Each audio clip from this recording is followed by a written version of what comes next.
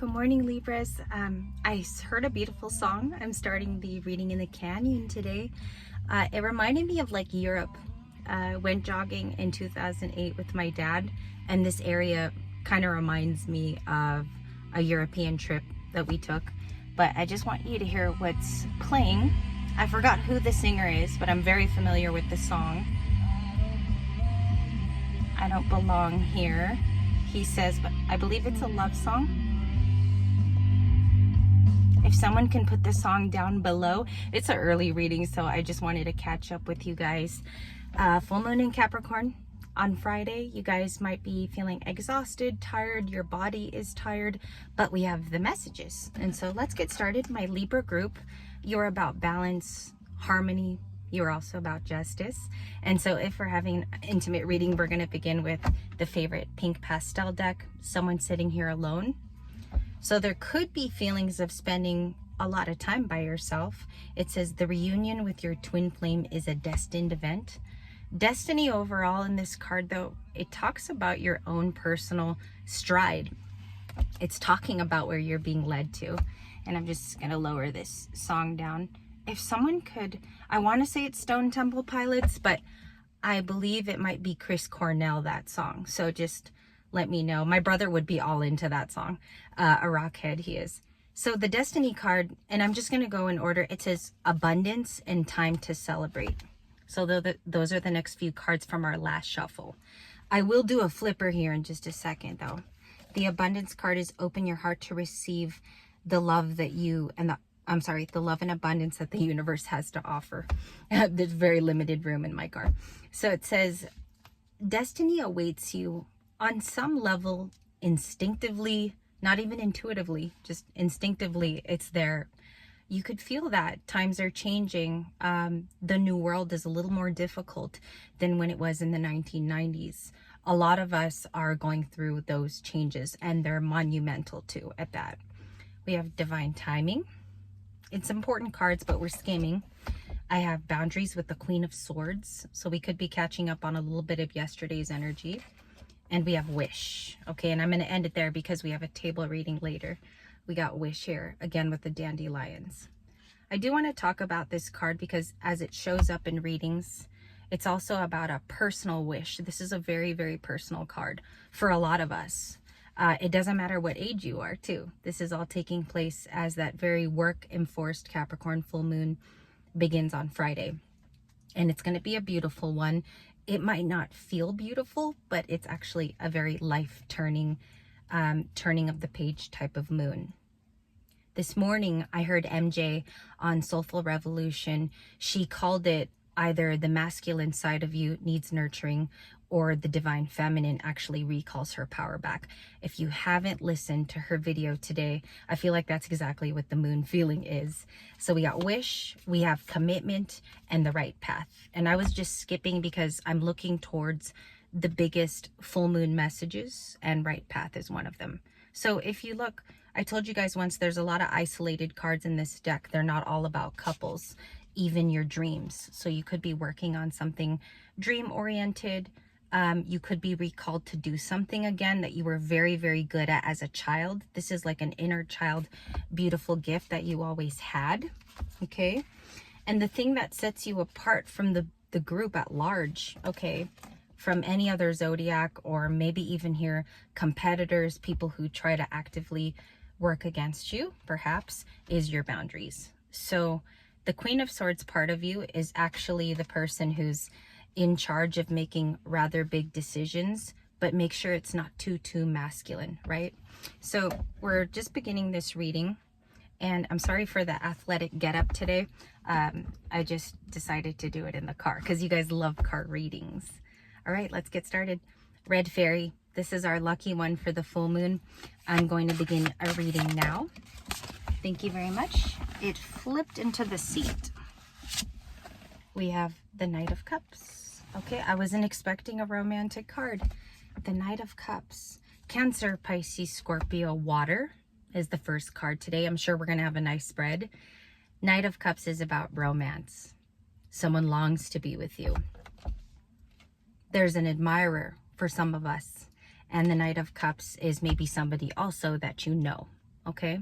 I'm going to put it up to the screen. That way you could embrace the energy as it comes out, because these are fresh cards coming out in the dawn of Tuesday. So we have that here, and I'm going to put it on my console. Why are they coming out? And we're going to do this reading slow, okay? Not going to rush it. Flew down my right leg. We have the Empress card. I did not want to cry so early in the morning. I'm very emotional during the Cappy full moon, as you guys have seen the last few videos, and I'm not ashamed of it at all. We have Empress, okay? If you look at the first two cards, and they are the most important in a reading, doesn't matter if it's major or minor arcana. We have a major as our second card. The first one is a minor, but it's very much divine feminine, divine masculine. So somebody loves on their Empress, very attracted to an Empress. You could be a blonde. You could be sporting blonde hair lately, or it's a little bit lighter than usual. You could have highlights. And I do like to get specific. It may not be pertinent information, but I could directly be talking to you. The Empress has a different vibration about her. She could be almost fully healed. She could be traveling. She's also illustrious. You know, she could have an illustrious career. She could be a boss lady, is also the Empress. So someone's attracted to your, I also feel like it's your brain. It's not even your beauty or your booty. We have the Empress. I'm sorry, I just wanted a joke to also make you guys smile. I feel like that's a big part of a tarot reading, is if you could draw out humor. Okay, why are these the initial cards? Thank you. Ace of Cups, the Hermit. There's three. Ace of Cups, the Hermit, and the Death card. This is such an interesting combo. Let me show it first. The combo of why they are doing this is because something has ended either in your life or your new counterpart, or this is a friendship where both of you have gone through an ending. This is crazy because it's connecting to, I feel like the frequency I'm reading from, this is almost like a part 2 to MJ's message today on her channel, but I feel like it's detailing that relationship. So something's ended for two people, okay? Definitely, the Death card is endings. That's basically what it is. So something has come to a full stop, a culmination. We're not revisiting it. We know that it's over. And the Death card. Also, it's Scorpio. We had this in our reading yesterday, made a peek there for the first time. Okay, the Hermit. And we also have the Ace of Cups. And I'm being told to like play the song that's on right now. So just taking our time. Okay. And also, I think you guys know what song that is. If I keep playing it, the video will be taken down by YouTube. So we have complex relationships with the Ace of Cups and the Hermit. The Hermit is about isolation, and also the Ace of Cups is about a newfound beginning. It's also new love, and it talks about, if I show it to you guys, it talks about new beginnings, period. That's what it's about. So if I were to continue going on, we have a lot of relationships with you starting over. I think someone here has kept isolated. I'm going to go ahead and say it because I think a lot of readers are avoiding it. The Hermit is about someone who wants to be isolated, maybe more time for thought.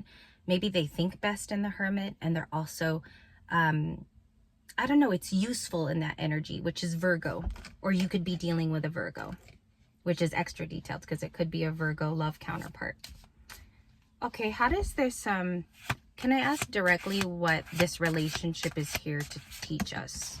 Or what are we looking for? We have, oh, Leo, we have the Strength card. This person might be brought to you, Libras, here because they add to a strength that you already have as the Emperor or Empress. They're going to add to it. A word coming in through here is aid and help. So they could make you stronger. A lot of you, this will start off as a basis of friendship. I'm just going to refer to the first few cards that you got, which is the Knight of Cups and the Empress. I want to clarify him live, and then we'll get your table readout later. This was just an initial peek at the energy today. It's kind of like a preview. What's the Knight of Cups? This masculine energy around our Empress. The Hanged Man. Okay. This is a pause this person took. It's a perspective change. I want to get detailed though. I got a feeling with the Hanged Man. This person has a completely different opinion of you than maybe what they thought a year ago or 2 years ago. If you guys were former friends, they have a vastly changing opinion of you. They might even find you more family oriented or even more changed. Okay. I feel like it's even shifting them. Can I see the Hanged Man for this person? The Knight of Cups is coming in as Pisces. And the Knight of Cups is also a Pisces card. King of Pentacles. This person has grown to be stable. They could have been married. Previously married before they dated you. Also, this King of Pentacles is coming into the relationship to provide you with stability. They could help you with a project, Libras, that you have planned or that you're doing for your life. This person might add to it even in a financial way. They might want to invest. Wow, I've never gotten that before. The King of Pentacles, he's also really loyal. If you look up the card next to the Queen of Pentacles, they stick to their guns. They don't give up very easily, is the King of Pentacles, or that's you. Okay, so flip the roles, take it how it resonates, as always. What is the beautiful dynamic going on in the heart space for Libra? What is this story trying to teach? Yeah, what is it trying to teach? That's a good question. Okay, King of Cups, we have Scorpio. So it's teaching you more compassion. It's flooding back in after a period of time, perhaps of us not having compassion for ourselves, right? Because the King of Cups is deeply feeling. Not everybody knows. Not everybody has the deign to know too, and it's none of their business sometimes. But the King of Cups is also you growing to be more compassionate for yourself. 2 kings here. So your person is showing up as a King of Pentacles. You're showing up as a King of Cups, having mastered your emotions.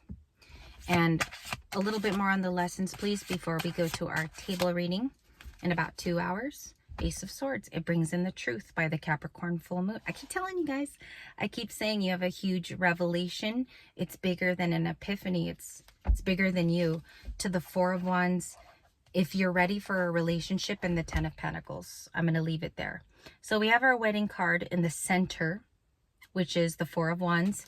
It's about celebrating something. It's also about a union. It can be a union card, but it tells you the truth about someone's future relationship to you, how they talk to you in the moment, what this relationship is going to mean later.